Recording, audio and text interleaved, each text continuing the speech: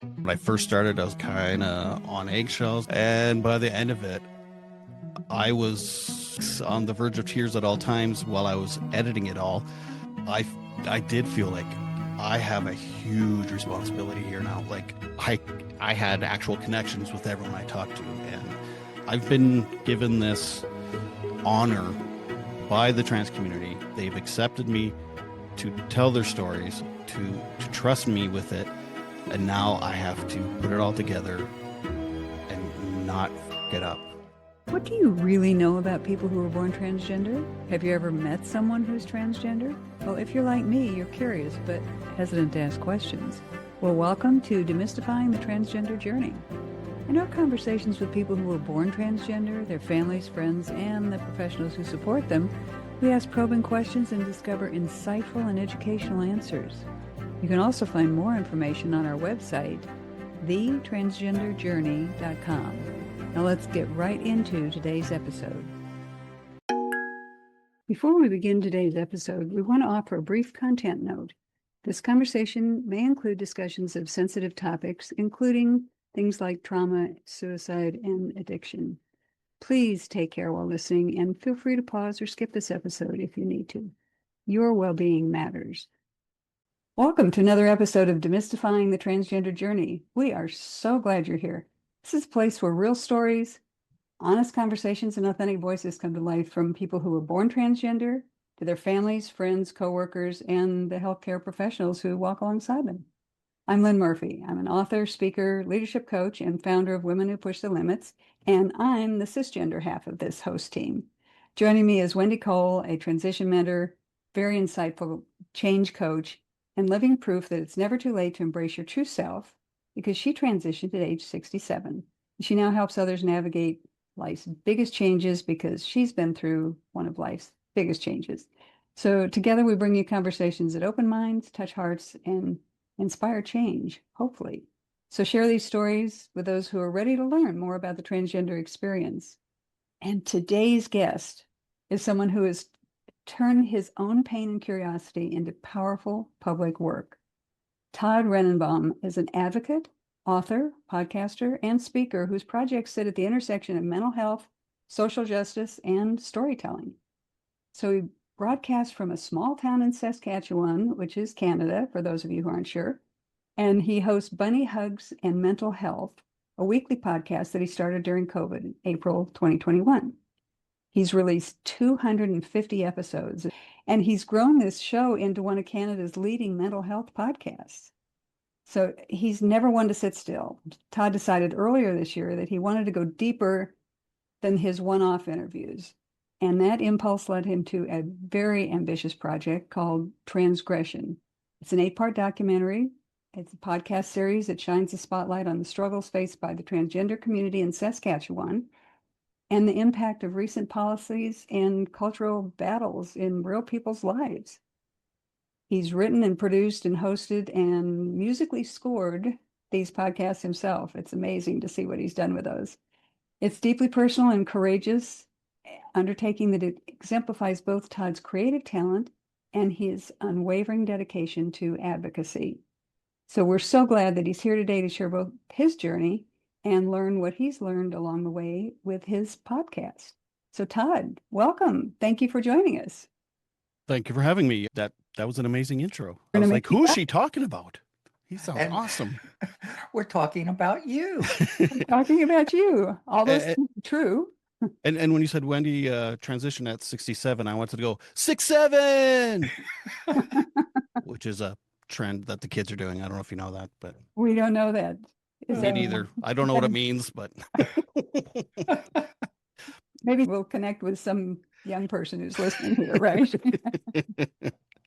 well, So thank you for having me. I'm so glad I reached out to you guys, and I'm glad that Wendy was actually on my Bunny Hugs podcast coming up here. And yeah, it's amazing what connections you can make in life when you just sit and listen and reach out to people. that's what we've been doing. People ask us, where do we find our guests? And I said, the universe just says, here Here. you go. And that's kind of how you showed up, which we're just delighted with. And we keep connecting with people who connect us with people who connect us with more. We love this. So you've been doing Bunny Hugs It's called Bunny Hugs and Mental Health Podcast for 4 years. You started that during COVID.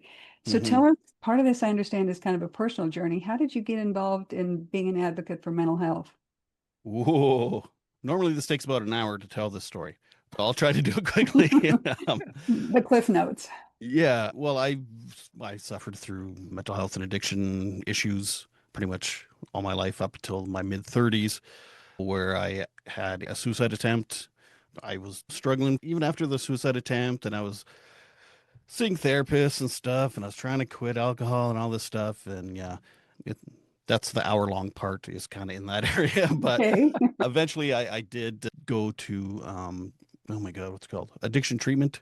Oh, And I sobered up. And along the way, I was doing things I thought were proactive, which were kind of true, but kind of not. It was really when I got sober that was the major change in my life that really got the ball rolling to from my self-healing journey or whatever they call it, which I kind of hate that. It's kind of Yeah. cliche at this point calling it that, but you know what I mean. It works. And so just before I went into treatment, I actually wrote a letter to, I don't know who I was writing it to, about my experience with mental health. And because in our local psych ward, they were getting rid of 20 jobs. And I had spent a few weeks there after my suicide attempt. And here in Canada, healthcare is government ran. So I was really pissed off at our government. And so I wrote this letter and it blew up. It was shared like hundreds of thousands of times. And no one was Wow. really talking about this stuff at that time, which was, yeah, about 9 years ago. So then the ball got rolling on my advocacy work, but I wasn't healthy. I was not healthy at all. And about a month later, I was in the hospital again because this, now that I have this added pressure of being an advocate and the spotlight's on mhm. me a little bit. Um, Wow. and that's kind of when I sobered up and stuff. So then I just kept advocating after I got sober, and I kind of let people along my journey through social media and took pictures and shared everything I was doing. And eventually I started working at that addiction treatment center after a year or two. And then COVID hit, of course, and it shut down. So I couldn't really advocate anywhere, do any public speaking because of COVID. And I thought, well, I've made enough connections and I have gear because I used to play in bands and stuff. So I started the podcast like everyone else and their dog at that time. Had you ever done podcasting before, or even been on someone's show, or just went into it cold? I was on one show, actually. Hmm. It's a good time to talk about it. I wrote a kid's book called Sometimes Daddy Cries, which is Oh, Hmm. there it is. Kind of, it's like a kid watching his dad go through mental health troubles. It's really, it's about my kids. So I was on someone's podcast about that, and looking back, it's funny because I look at their library of episodes, and mine's the shortest. So it's like I didn't quite understand that. I didn't have to give 3-word answers. Now I give like 30-minute answers. So yeah, that was the only experience I had with podcasting. But I thought I would do a mental health podcast based on people in Saskatchewan. I know it's really niche, Saskatchewan, but it's my thing.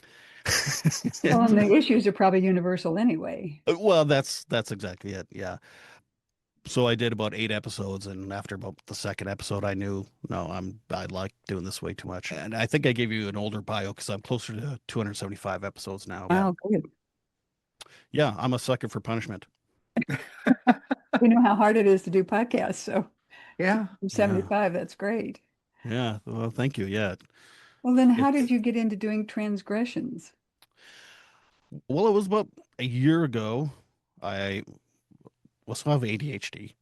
And it's like once you kind of get pretty good at something, I generally drop it like it's hot and move on to the next thing. And I don't want to do that with podcasting. So I was like, I'll keep bunny hugs, but I'll just do something else in podcasting as well. But I knew I wanted to do like a documentary series because those are always fascinating to me. I love short series, whether it's true crime or whatever. And so I wrote down a bunch of different options of topics I could do because through bunny hugs, I've met so many incredible people. I mean, I could do a series on pretty much everyone I've talked to. But it was around that time too. There's here in Saskatchewan, there was new bills being written and elections being held and all this trans was coming up. And Yep. it's like the middle of Canada. So the politics is a lot like the middle of the US. So some of that kind of ideology trickles up north here sometimes.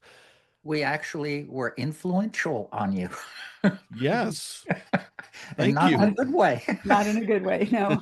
No, not always. No, I apologize. no need to. So provincially, we're right wing, but federally, we're still fairly liberal, which is good. So anyway, I have loved ones that are trans or have children that are trans. I have a friend who is in politics and his kids got dragged into the recent election.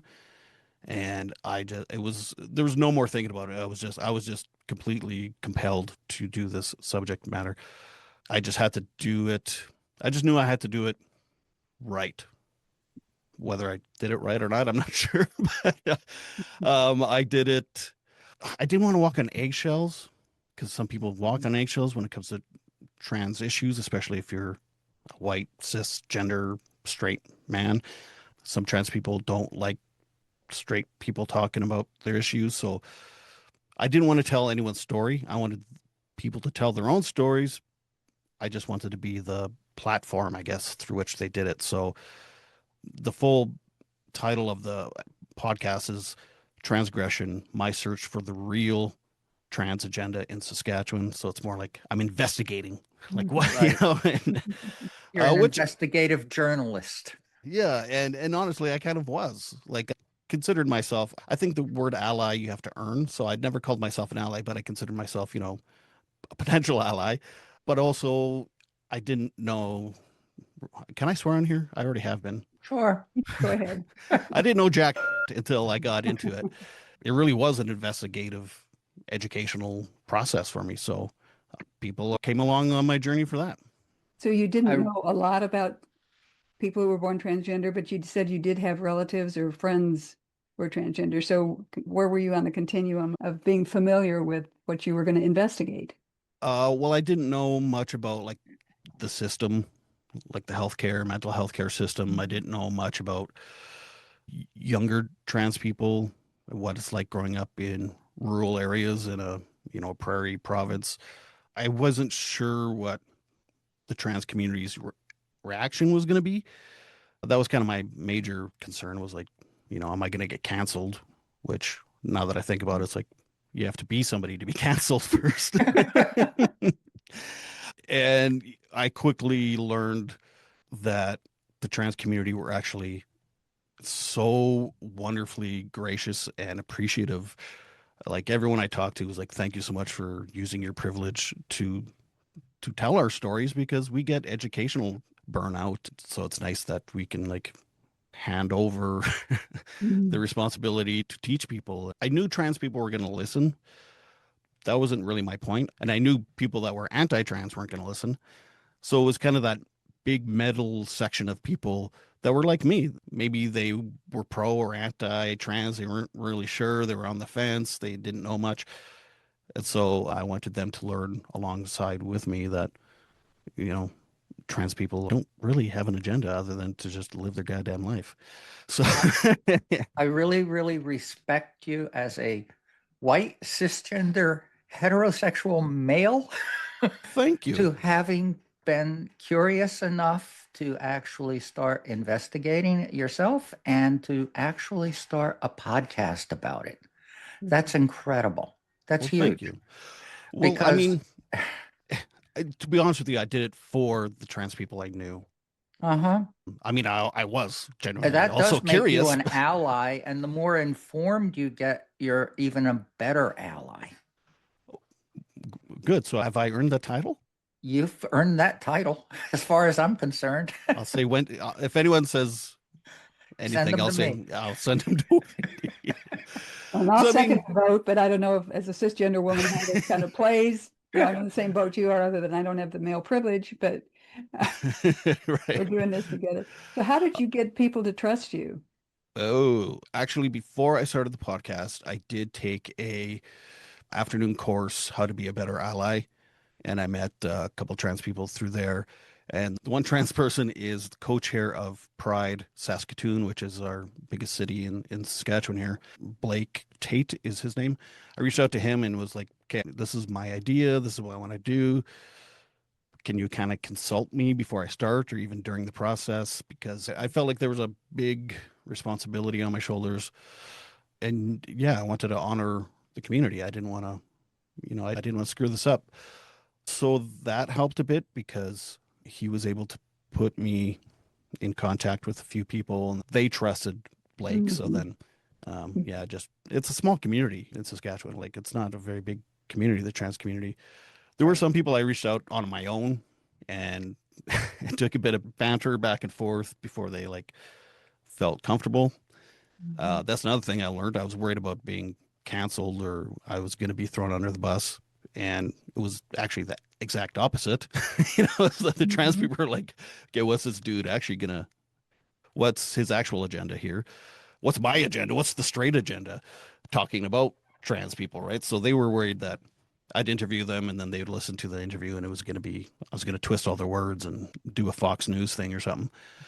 So then, yeah, once the ball got rolling and I talked to a few people, then I gained the trust, I guess, with people. And yeah. What has been your reaction from cisgender people that follow you? Well, sometimes maybe you're learning this. Sometimes when you have episodes and podcasts, it's like putting it in the void. And it's just, hello, feedback, negative, positive, anything. Hello, hello. But yeah, my friends and family, they've been really great, the cisgender ones. But, we're all similar kind of thinking anyway. This is good education for them. It is. And I understood that's part of the purpose for what you're doing. Exactly. Yeah. Yeah. But then you have to get them to listen to it. That's just it. Yeah. I know. Same way with my family. It's like, oh, you need to listen to this. Because honestly, like 2 years ago, if one of my friends, if a straight person especially had an 8-part series about trans people, I'd maybe check out the first step. I don't know how much I would deep dive and yeah. So How'd you come up with the name? that was a hard one because I had a lot of names and there's a lot of podcasts out there and they all have the same name. Even transgression has been used, or the word transgression was in the title somewhere in there. Yeah. I don't want to give away too much, but religion is a big part of anti-trans ideology. Transgression, it's a negative sounding word. It's sinning and all this stuff, and so it just really fit. I wanted a pun, right, with the word trans, and so that one just really stuck with me. So it's a pun on the word, the religious use of the word as well. Yes, Cool. exactly. Love it. Yeah. That's cool. Yeah. But then you've got the rest of the title, so that sets you apart. And clearly states your purpose. Okay, so your title talks about the transgender agenda. And there is one. Okay, so explain to me and to our audience. Wendy may know this. I don't know. Is there a transgender agenda? And 100%. does everybody agree that it's the same thing? I think all the trans people agree what it is. Unfortunately, the trans agenda is not set by trans people. Right. It's set by anti-trans people. Politicians, people in power, especially politicians with faith. They have strong faith. As far as want to make it negative, right? Right. Their agenda is to throw trans people under the bus. We're talking about like the smallest minority in society, basically. I could be wrong, but it's a very small community, especially here in Saskatchewan. Actually, in Saskatchewan, per capita, we not even just per population, but per capita, we have the smallest trans community in Canada, but yet we have the harshest trans laws. So it's like, what? How is this a priority? I don't understand it. And the way they came about all the laws and the bills and all this crap, it was nonsense. And it was clear that it was just political and stupid. So the politicians are defining transgender agenda. Is that what you're Yes. saying? Okay. Yes. What Yeah. do they think the transgender agenda is? So, This is sorry. from your research, because I know you talk to a lot of people and you've dug into politics. So from your Yeah. research. Yeah. So, from my research and just from living here, Yeah. Lived experience, right? yeah, and not having the wool pull over my eyes. So this was in last fall. Oh, geez, 2 falls ago. They came up with this policy that trans kids under 16 are not allowed to use their preferred gender or names in schools, and that schools are not allowed third party educators come and teach sex ed because they were bringing in people from Pride and all types of things.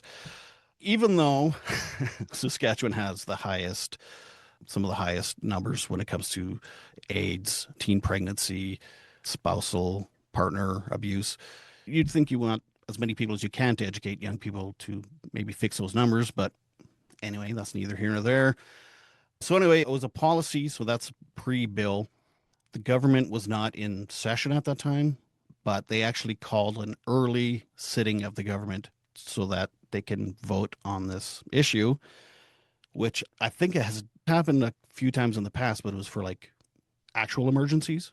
So it was such a priority. Oh, trans kids are such a priority. We have to meet early and spend however amount of dollars.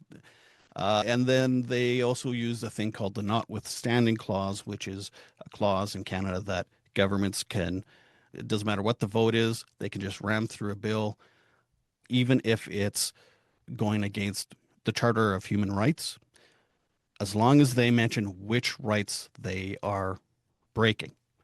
So they can openly say, yeah, we're breaking number 3, 5, and 7, and here we go. And it's completely fine. However, it's only for 5 years. It has a time limit so that for emergencies, they can do this. It has a time limit. After 5 years, they look at it again. What was the emergency that they did Oh, this? they never said what the emergency was. They just said they were going to use this clause. Uh, Notwithstanding that this is all made up. right. Yeah.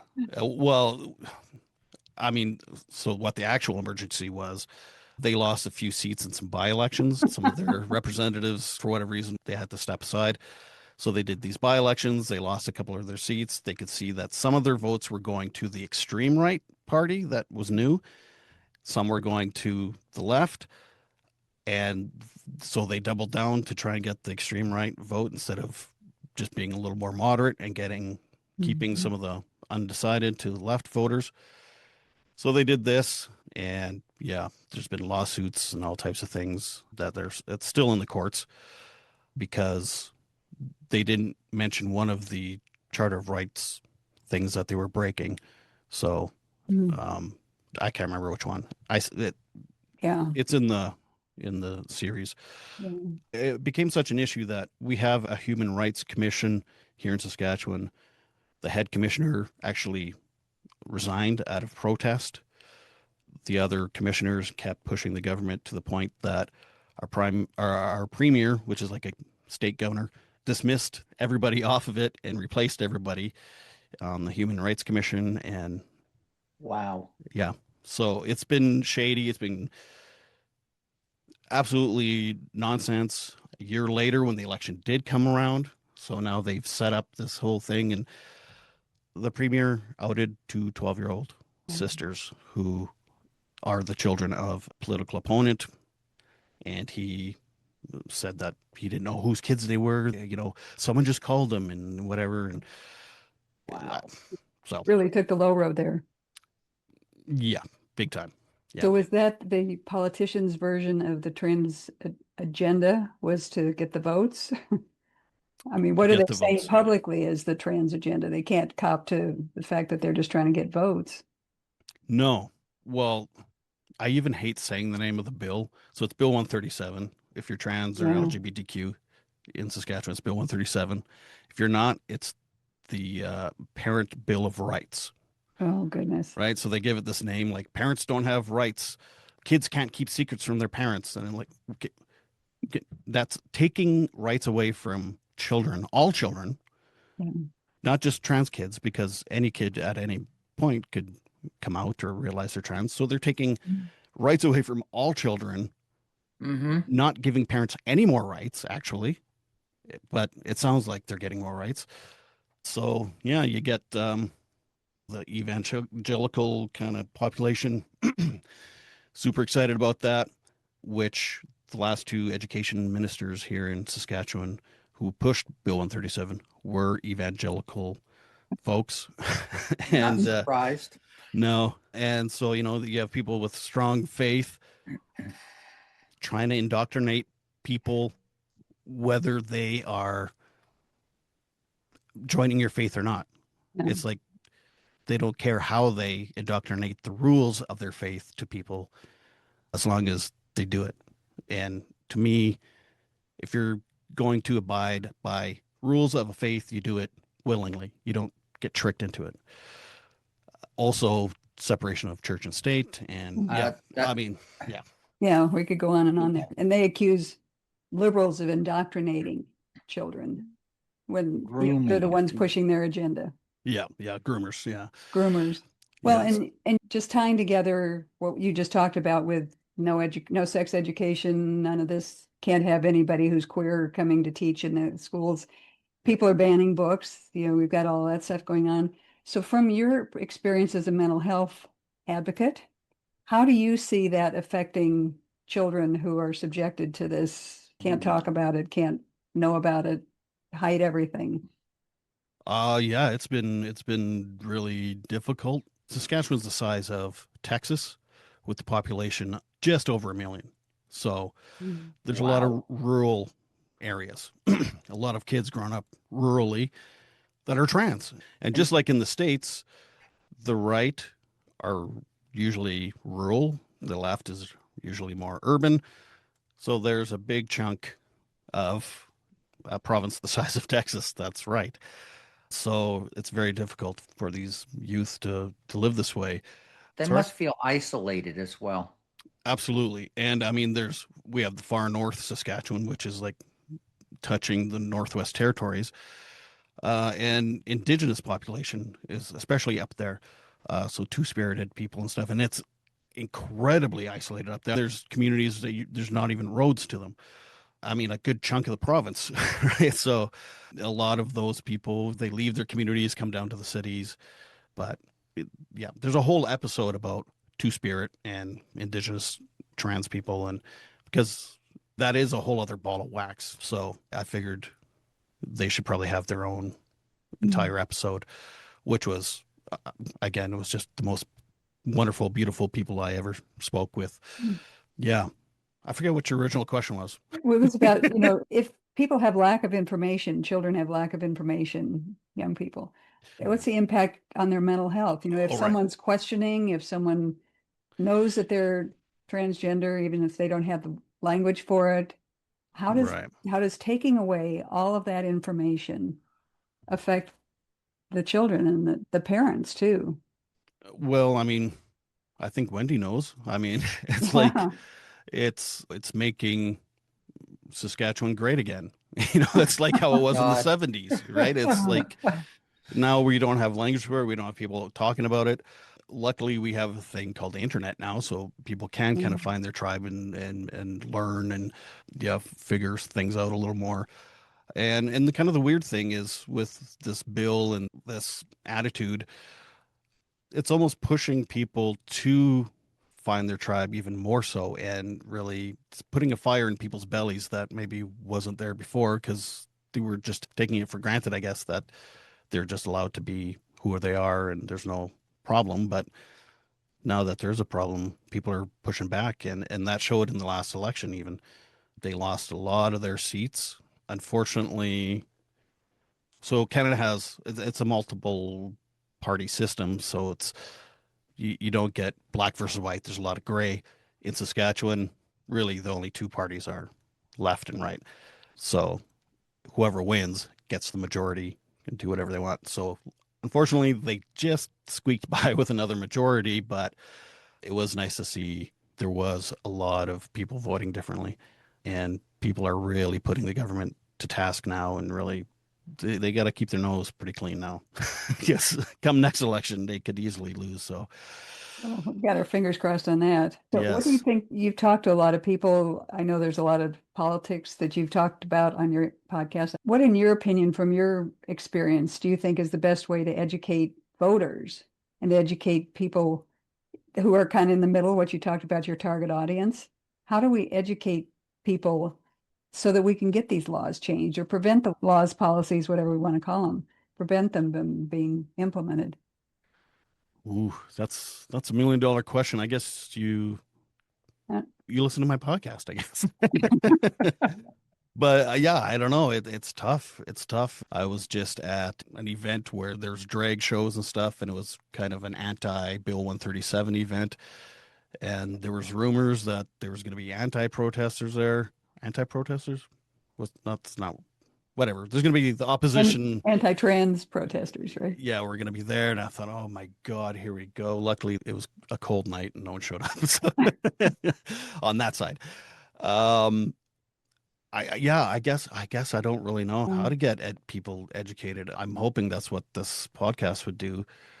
And if you are kind of willing to learn, Yeah, people have to be curious first. Yeah. yeah, and I mean it's not scary. Like Wendy, you're not scary. Just talk Oh, to. thank you. I mean, to me, but just have conversations with people. Be curious. Yeah, That's what I found out when I first transitioned. Just conversations with people sort of change their perspectives enough to where they're open enough to actually listen. yeah. And I mean, the people on the other side are always pushing because I had it in my mind too that I'm going to be canceled. I can't talk about this stuff, guy. And there may have been a bad apple or two, I guess. Not even bad apples, just passionate people that maybe it was anger based. They're protesting pro trans, but like I said, I quickly learned. Like I haven't had that issue at all with this podcast. Right. I was worried about it, so it's like that's not really a thing. Maybe at one time it was, or one person kind of put a bad taste in everybody's mouth.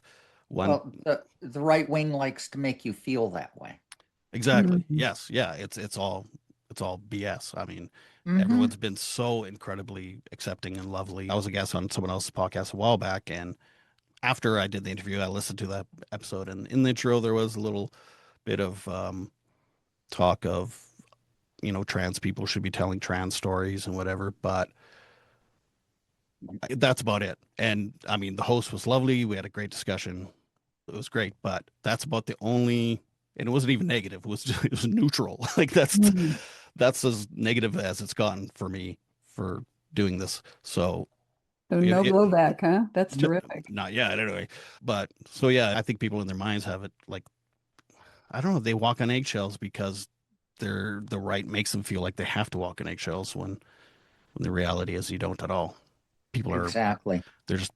I've met some of the funniest, sweetest, loveliest, smartest people ever by doing this Yeah. series. So it's like you work in a building and you've never seen in that door. Like, why is that door always locked? What's in there? And I finally got in there and it's like, oh, it's amazing in here too.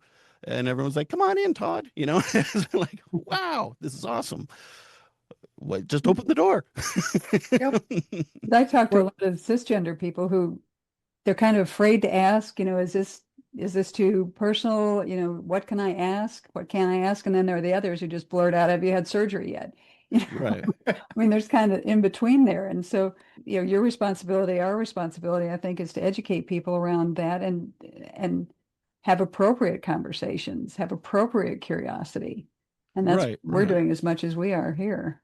Right. And the other thing is the trans community, everyone in it, it's not a solid thing. Like it's Yeah. not. everybody's different. Some people Yeah. do get offended if you ask them, some don't. It's Yeah. just people are people. We're all different. Right. I'm a white cisgender guy. I'm very different than a lot of white cisgender people. I have a lot of different opinions. I have a lot of views on what's appropriate and what's inappropriate. That doesn't mean you just assume that everyone in my community is like that. My community.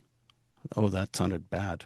I'm not. I don't Oh. have a community of white cisgender. White cisgender men.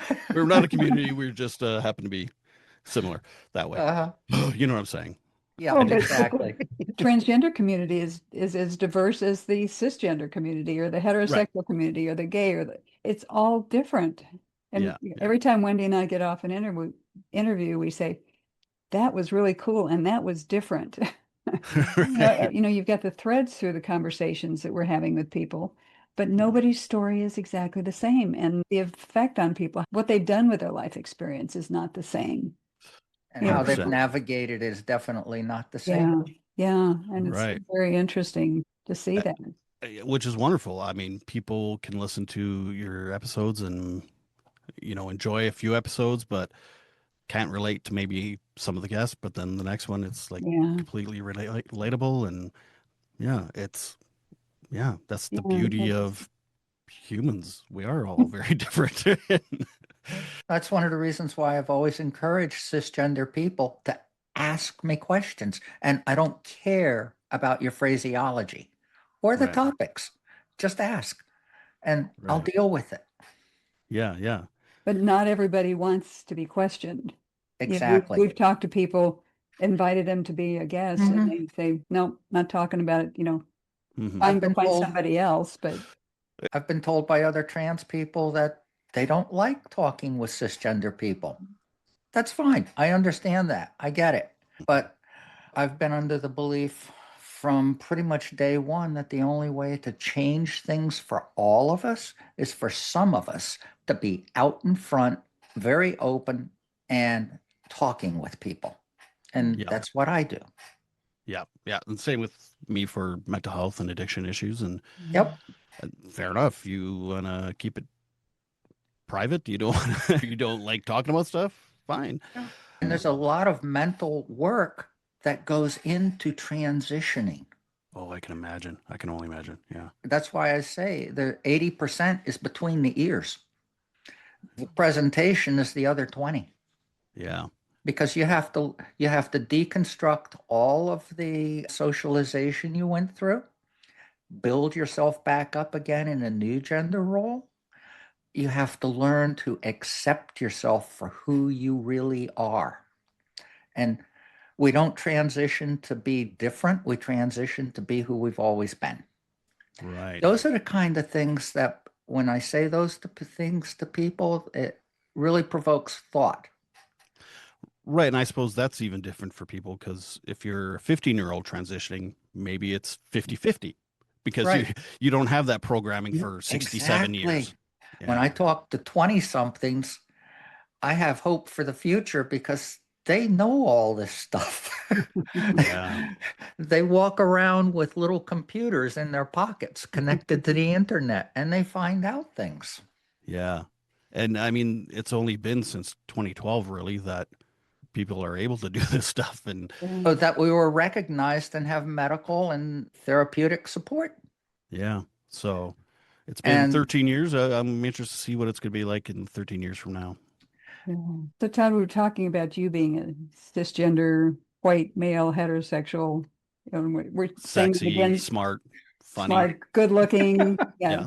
We're saying this for all the people on the podcast who can't see what an amazing individual you are.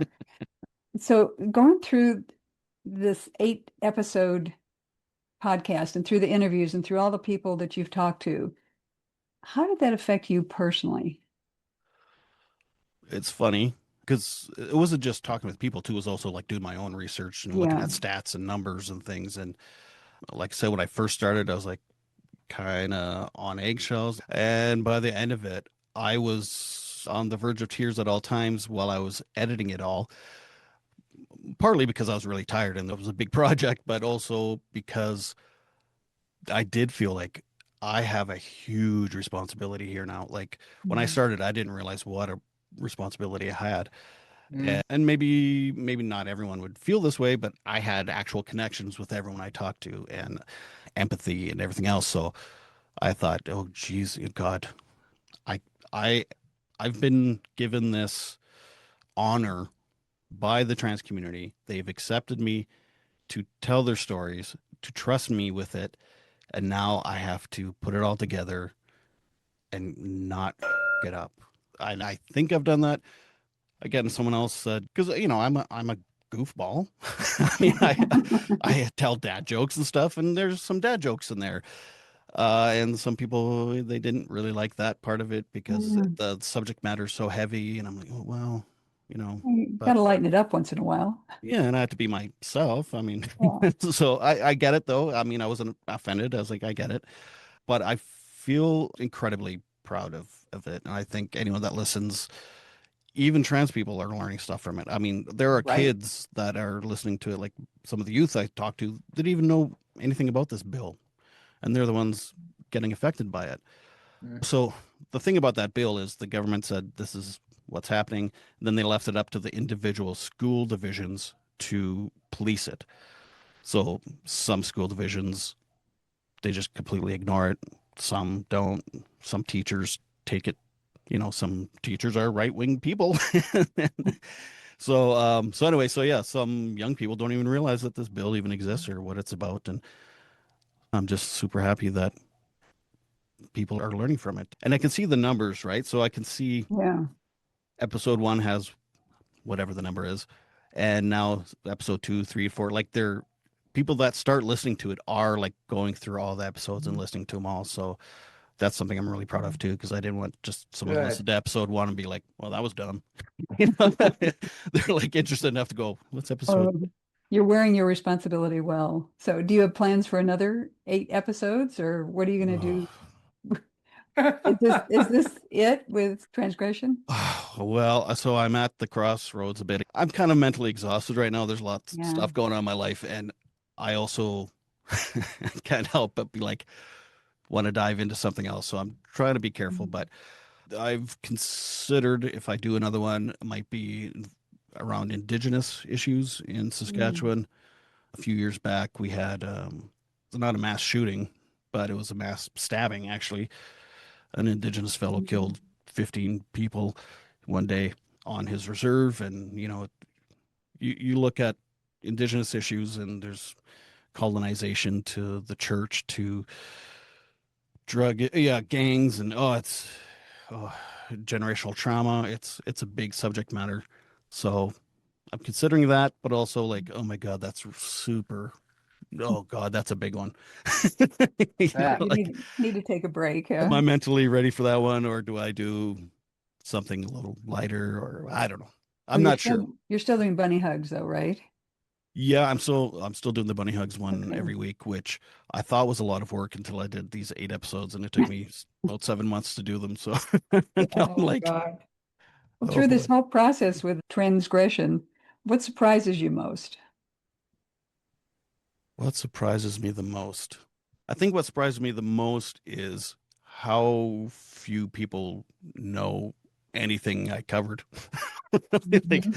especially the political stuff, the legal stuff, how the government came about passing this bill, like all the shadiness behind it, what's involved in the bill, even the thing about the human rights commissioners resigning and getting fired. Like, I'm getting messages for people like, I didn't know that. So that's probably the most surprising is just how uneducated people are about the stuff that's happening in Saskatchewan, either because they don't watch the news or they don't look at it, or because our government is very good at just being sneaky. And gaslighting.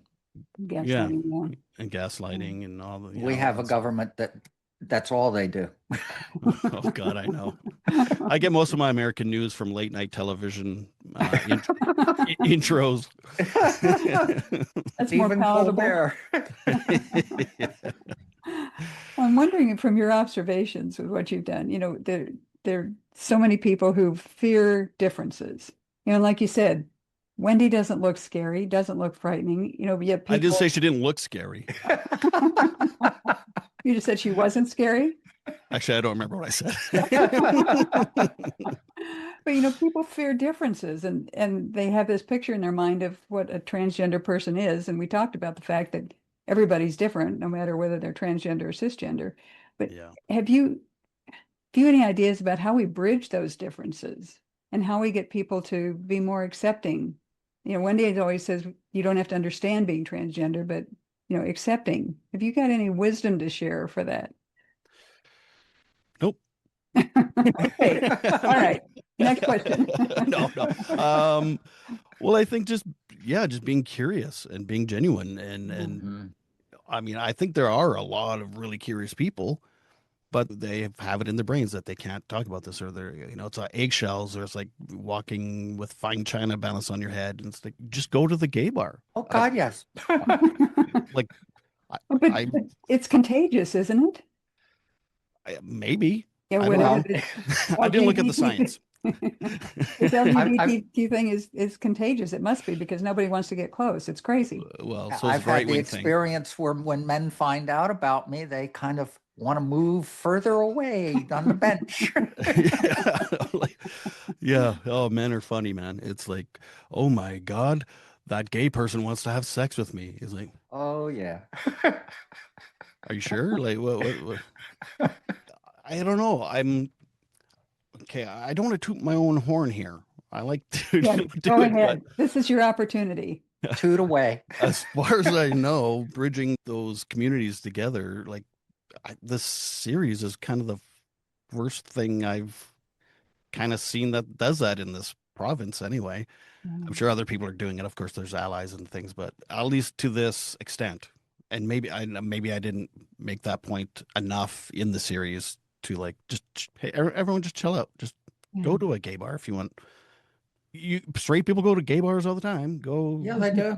ask around. Like, for the series release party, we had it at the local queer bar here, and we had drag performers and stuff, and everyone was it was incredible. It was like everybody was great. Maybe that's the biggest surprise I learned was, like, it's not that hard to bridge that gap. You just have to cross the bridge. Just go. Take a step, right? Yeah, First, just, one step, We're one foot in front of the other. and we're like, human, and that's it. that's it. Yeah, yeah. Go One ahead. woman said, "Well, I go to work, I pay my bills, I go grocery shopping. I got to clean the house. Got all these things that it's the same kind of thing that everybody does. Right. It's your Well, ability maybe to that's do it. part of why people don't. That gap is so there because everyone is so busy in their own lives, and just Maybe. making new friends in general Yeah. anywhere, it's kind of difficult. And again, depending on the generation, I'm in my mid 40s. People aren't just like, "Hey, want to be my friend? Want to come over and play?" But Well, I could see you doing that with somebody else. okay, I Come on do that. over. If we get to But yeah, Saskatchewan, I'm going to call you and we'll come play. absolutely, yeah, Yeah. for sure. Oh, cool. And I don't know if, like, because I work in musical theater sometimes too, and I don't know if that had something to do with this. When I started this project, I wrote it so that it's like I didn't understand, or I wasn't Oh, really yeah. sure. And of course, I was pro trans. It's just that was my shtick. But I still learned, like, I still grew as a person. Like, I still learned so much. I learned more about love, even Absolutely. even like sexuality, which has nothing to do with trans people. Mhm. I learned how separate those things are, and that was beautiful to me. Even was learning the separation, but also, like, it doesn't matter. So you're a girl, you were born a girl, but now you're a boy, but you still like boys anyway. Like, yeah, well, yeah. Who cares? Yeah. Like, Exactly. it's all just a big bag of love and how I want to be perceived and how I feel inside, and I'm just living my best life. And you want to live your best life, you do it. And whoever you fall in love with, whatever. And how I Well, it's look, like whatever. it's like that meme that we see on Facebook. If you don't believe in gay marriage, don't accept a marriage proposal from someone gay. It's like Yeah. it's that simple. People say I don't believe in transgender. It's like you don't believe, in what?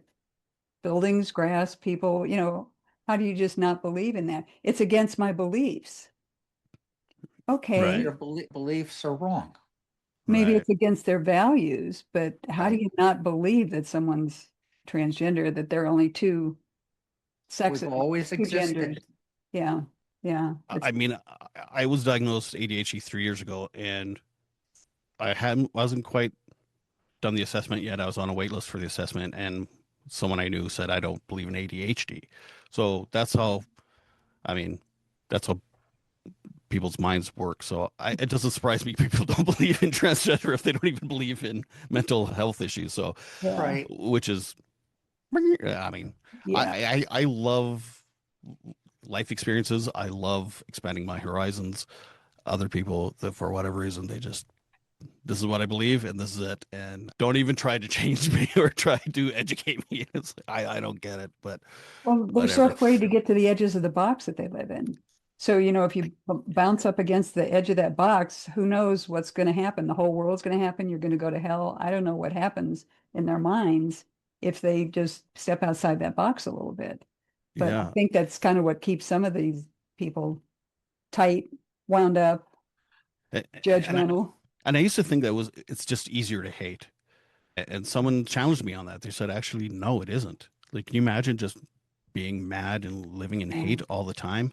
I think it's easier living in your default mode, which might be hate. But I'm telling you, like living with love and acceptance Mhm. and openness, it's Yeah. such an easier way to live. Absolutely. Yes. It, Yeah. it might take you some learning and practicing and whatever, but I'm telling you, what a lighter way to go about your day Yeah. than just constantly And blaming being people. true to yourself is so much easier than not being. Yeah, I mean, I hate to compare being someone who's trans and being diagnosed ADHD, but I can kind of see. Yeah, I mean, there's Oh, there are parallels, definitely. I agree. yeah. So yeah, even just getting my diagnosis and like the validation, it was life changing for me. But now times it by a million if you're a Yeah. trans person. So We now, learn a yeah, lot about ourselves by accepting what we are, mask. regardless of what it is. Yeah, and dropping that mask and doing it without shame or guilt or whatever, and just being like, Yeah. and yeah, I really like what you said about love and hate. That makes a lot of sense. You just think about hating someone and all the energy that it takes to do that and what you have to hang on to and what you have to project, as opposed to just opening up and loving people. yeah. If And their lifestyle isn't your lifestyle, well, that's not your problem. it's scary to change. It's not scary to It love. It's is. just scary to Right. change Yeah. and to Yeah. change your attitude and to grow. That's the uncomfortable part.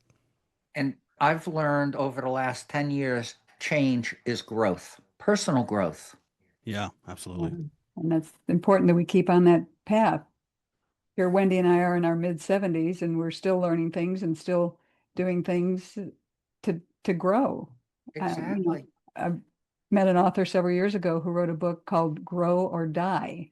And I still got that on my shelf. And I think that's what we need to pay attention to. If you're just stagnant, you're done. I've Nothing's always happening. considered that waiting for death. Yeah, yeah. I'm not going to Yeah. do that. That's why I don't retire. I'm doing my thing. Yeah.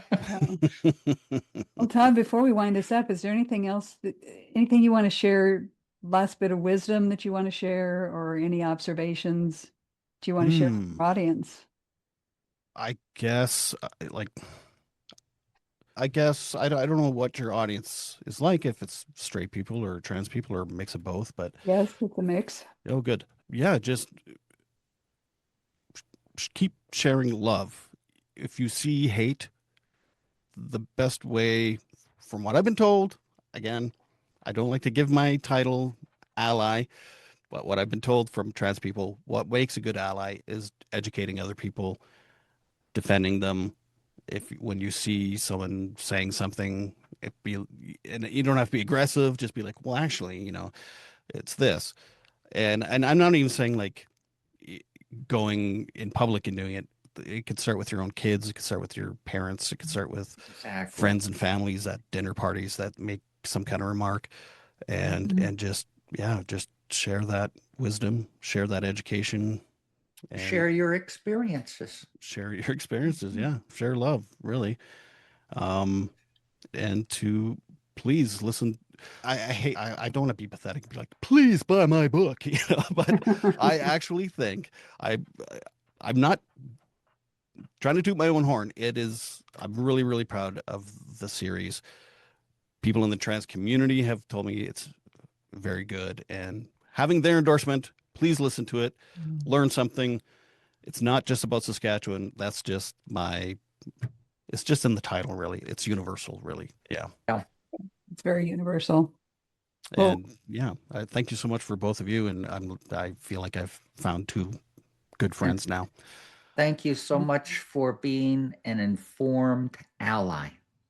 That's Informed what we ally. need more of. Mhm. Somebody who just is nicely out there informing and multiplying my voice and everybody else in the community's voice and talking with other cisgender people. That's huge. Thank you. My pleasure. I don't like to associate with terrorists, but in this case, sorry, I didn't mean to be. I can't believe in the States they're considered a terrorist group, trans people. I'm sorry. yeah. It's bananas to me. isn't that Ugh. incredible? Domestic terrorists. Yep. Oh, I'm a domestic terrorist. look at you. Oh, Yeah. Yeah, she is scary, isn't she? yeah. Now that I think about it, wait a minute. The blonde hair had me fooled, but Yeah. there she But is. you definitely are an ally, and you definitely can use the label, you're an informed ally. Thank you. Can you send me a badge or something? Certified. I need it on my wall back here. But your bunny is even wearing the colors. Yeah. Well, that's my sticker for the series. So that's the Saskatchewan flag, and then I superimposed Oh. the trans Oh, flag. wow. Oh yeah, I've seen that on the Cool. internet. Yeah, that's Oh, cool. yeah. Well, I'm sure our government hates that sticker. just print 1,000 and put them all over the place. Maybe I'm a terrorist. I'm a terrorist sympathizer. Well, Todd, any last words before we ask for your contact information? Probably, but I can't think of it. Okay, well, you Just can thank always you so say, much. well, and thank you for being here. So tell people how to contact you. I know we'll put it in the show notes, but just give us some idea. Sure. Yeah. So I have the Bunny Hugs and Mental Health podcast, Transgression. The full title is Transgression, My Search for the Real Trans Agenda in Saskatchewan. I have my website, www.bunnyhugspodcast.com. I think it's Bunny Hugs Podcast on Instagram. Yeah, I'm forgetting stuff. Check the show notes. Check the show notes. They're I down don't there. know I don't know how many people ask me questions, and I'm like, it's right in the show notes. Just Yeah. why are you asking me this? Just read the show notes. As you're listening, you can read the show notes. Well, and like I said, I haven't listened to all of your episodes, but I've listened to several, Shame. and they're amazing. They Oh. are just amazing what you've done. Oh, thank you. Incredible. Incredible. So keep working on that and keep expanding your audience there. Well, thank you. Actually, sorry. I'm going to reiterate a question, if you don't mind. So you talked about what I have plans for, and so I could do another docuseries. I could also just keep going with the transgression thing, because people are coming out of the woodwork wanting to talk with me, and it's like, I'm oh not God, surprised. do I want to start another weekly podcast? So I have options. Let's put it that way. Well, and it could be a different format. It doesn't have to be the same kind of investigative Right. podcast that you have, but you can just continue it with conversations with real people. Just Exactly. like we're Yeah. doing. Exactly. Yeah. We'll see. We'll Yeah. see. I need to get my brain a little better here in the next Yeah. couple of months, though. First. And you can spread it out and make it every 2 weeks. Right. Yeah. Yeah. No one's putting pressure on me but me. Exactly.